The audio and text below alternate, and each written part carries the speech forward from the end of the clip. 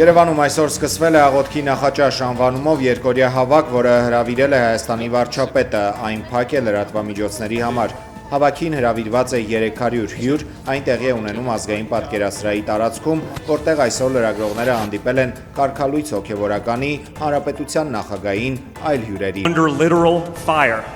Այս միջոցառմանը ոչ պաշտոնական տեղեկությամբ պետք է մասնակցեր նաև ԱՄՆ նախագահի որդին Դոնալդ Թրամփ կրտսերը, սակայն աշխարհառչակ լրագրող Տակել Կարսոնի հետ մեր ձևով շարժման համակարգող Նարեկ Կարապետյանի աղմկահարույց հարցազրույցից հետո Թրամփի որդին մտափոխվել է։ Մամուլը գրում է, որ պատճառը հայ առաքելական եկեղեցու դեմ Հայաստանի իշխանության հարձակումներն են։ Այս լուրը ԱՄՆ պահպանողական շրջանակներում աղմուկ է առաջացրել։ Դոնալդ Թրամփ կրտսերը իր աղբյուրների միջոցով եկեղեցու դեմ հարձակման մասին փաստերի իսկության հաստատումը ստանալուց հետո որոշել է հրաժարվել Հայաստան այցից եւ գործող իշխանության ներկայացուցիչների հետ հանդիպումներից։ Ըստ օրակարգի աղոթքի նախաճաշի մասնակիցները վաղը կլինեն Մայրաթոռում։ Նախատեսված է նաեւ հանդիպում ամենայն հայոց կաթողիկոսի հետ։ Այսօրվա Երևանյան հավաքին Մայրաթոռից նույնպես ներկայացուցիչ կլինի։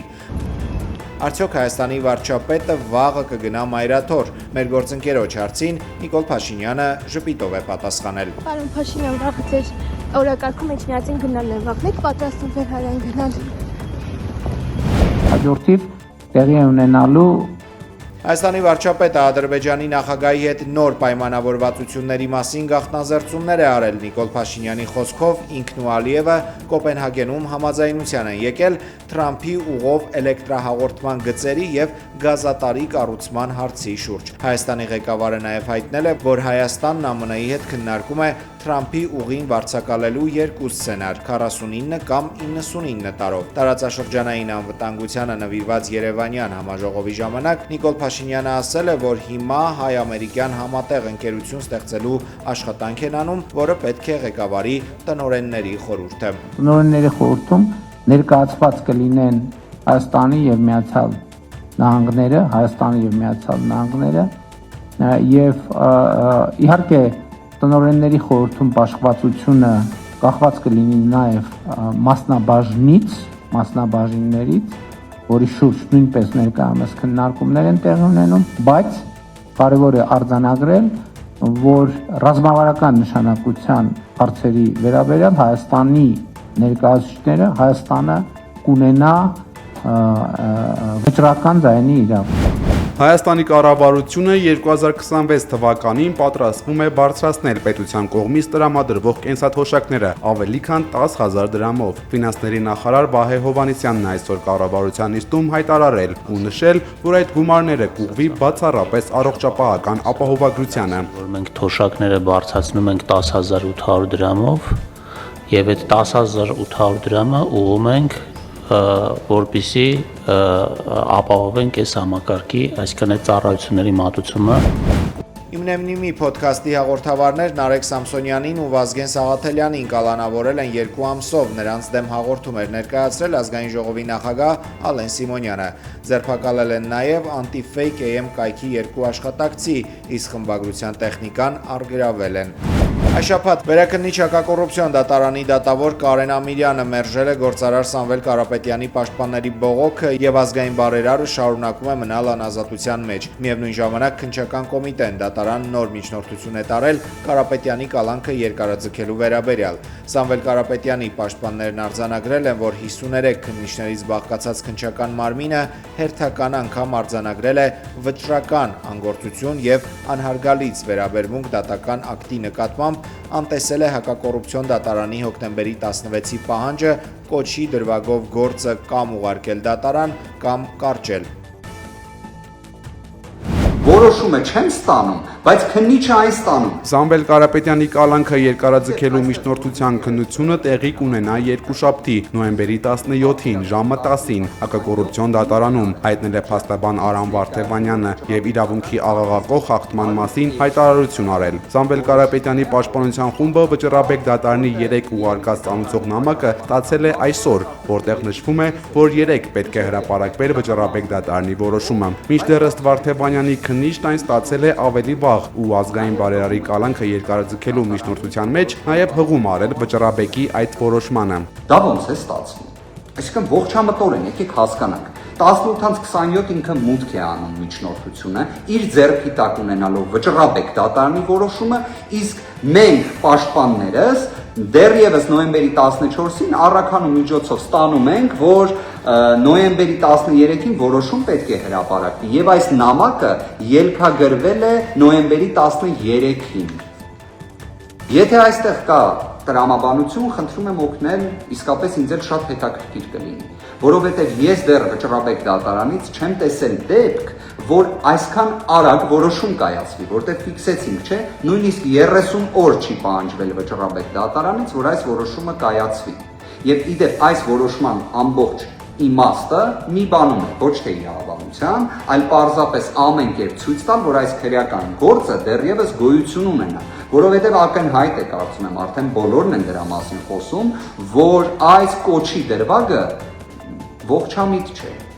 ոչ միայն ապօրինի է, ոչ միայն խայտառակություն է, ոչ միայն քաղաքական հետապնդում է, այլ պարզապես ողջամիտ չէ։ Պրովոկացիան եք ձեզ չեմ հեռացնելու։ Հեցի լիցենզիայից զրկելու այսօրվա նիստի ժամանակ կրքեր բորբոքվել են ՀՑԿՀ մարմնի ղեկավարի եւ Հեցի տնօրենի նախկին պաշտոնակատար Դավիթ Ղազինյանի միջև։ Այն բանից հետո, երբ Ղազինյանը զարմանք արտահայտելով հարցրել է, թե ինչ գործ ունեն նիստերի դահլիճում ոստիկանական ուժերը։ Ղազինյանը հարցրել է դահլիճում արկա 5 կողմերից, ումից է ՀՑԿՀ մարմինը վտանգ տեսնում։ Մեսրոպյանը մեղադրանքները հնչեցրել Տաշիր կապիտալի ներկայացուցիչների հասցեին, ինչից հետո սկսվել է լեզվակռիվ։ Այն պահվածքը, որ արձանագրվել է 3 նիստերից առաջին վարքյանից, ձեր կողմից, ձեր այդ ուղղությամբ նստած ընկերների, գործընկերների կողմից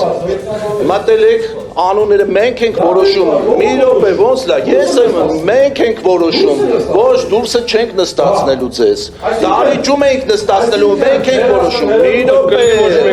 րոպե, գնում եք պրովոկացիայի իսկապես արդեն, ես պրովոկացիա չեմ անում։ Ձեր ասածն եմ մեկնաբանում, ձեր ասելով հրավիրված մարդիկ պետք է նստել այս սեղանի շուրջ, կողմը պետք է նստի, լուրջ եք խոսում։ Կիևի վրա հարձակման ժամանակ ռուսական Իսկանդեր հրթիռի բեկորներն ընկել են Ուկրաինայում Ադրբեջանի դեսպանատան շենքի վրա, հայտարարել է Ուկրաինայի նախագահ Վլադիմիր Զելենսկին։ Նրա տվյալով հարվածի ժամանակ օգտագործվել են մոտ 430 անօդաչու թռչող սարք եւ 18 հրթիռ, այդ թվում բալիստիկ եւ աերոբալիստիկ։ Հարվածների հետևանքով զոհվել է 4 մարդ։ Թիրախավորվել են մի շարք բնակելի տներ։ Ռուսական զինուժը այս տարվա օգոստոսին նույնպես հարվածել էր Կիևում ադրբեջանական դեսպանատանը։ Ուկրաինայի նախագահ Վլադիմիր Զելենսկին Telegram ալիքում գրել է, որ հեռախոսով խոսել է Ադրբեջանի նախագահ Իլհամ Ալիևի հետ։ Ադրբեջանի ղեկավարը դատապարտել է այդ հարվածը եւ նշել, որ սա առաջին դեպքը չէ, երբ ռուսները հարձակվել են դեսպանության շենքի եւ Ադրբեջանին պատկանող այլ օբյեկտների վրա։ Ադրբեջանում Ռուսաստանի դեսպան Միխայիլ Եվդոկիմովին կանչել են երկրի արտաքին գործերի նախարարություն։ Պաշտոնական Բաքուն բողոքի նոտա է փոխանցել Մոսկվա։ ԱՄՆ-ի պատերազմի նախարար Փիթ Հեքսեթը հայտարարել է թմրակարտերների դեմ ռազմական գործողություն սկսելու մասին։ Հարավային նիզակ անվանումով գործողության հիմնական նպատակն է արևմտյան կիսագնդում նարկոահաբեկիչների վերացումը։ ԱՄՆ-ի բանակը մտադիր է կոշտ միջոցներ ձեռնարկել կասեցնելու թմրամիջոցների ապօրինի շրջանառությունը։ Հեքսեթի խոսքով այս առաքելությունը նախագահ Դոնալդ Թրամփի հրամանն է։ Գործողությունը կղեկավարեն Հարավային նիզակ միացյալ օպերատիվ խումբը եւ ԱՄՆ հարավային հրամանատարությունը։ Առաքելության շրջանակներում նախատեսվում է նաև օգտագործել ռոբոտացված եւ ինքնավար համակարգեր Max-25 ճանապարհով տեղափոխվող թմրամիջոցները հայտնաբերելու համար։ Ավելի վաղ ԱՄՆ-ն Խաղաղ օվկիանոսում թիրախավորել էր տասնյակ թմրանավեր։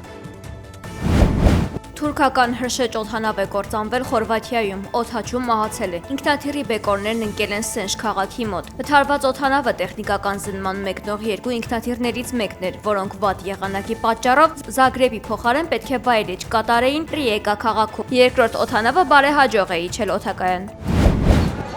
Փարիզում միգրանտները բողոքի մեծ ակցիա են արել։ Մոտ 200 միգրանտ ֆրանսիական կառավարությունից պահանջում է կացարան, որը կհամապատասխանի ցուրտ ձմեռվա պայմաններին։ Միգրանտները նշել են, որ 4 ամիս դրսում են մնացել, իսկ առաջարկվող կացարանները, որոնք հիմնականում մայրաքաղաքից դուրս են, նրանց համար բավարար չեն։ Ակտիվիստների տվյալներով միայն անցած ամիս Փարիզում ավելի քան 1000 միգրանտ գիշերել է անմխիթար ճամբարներում։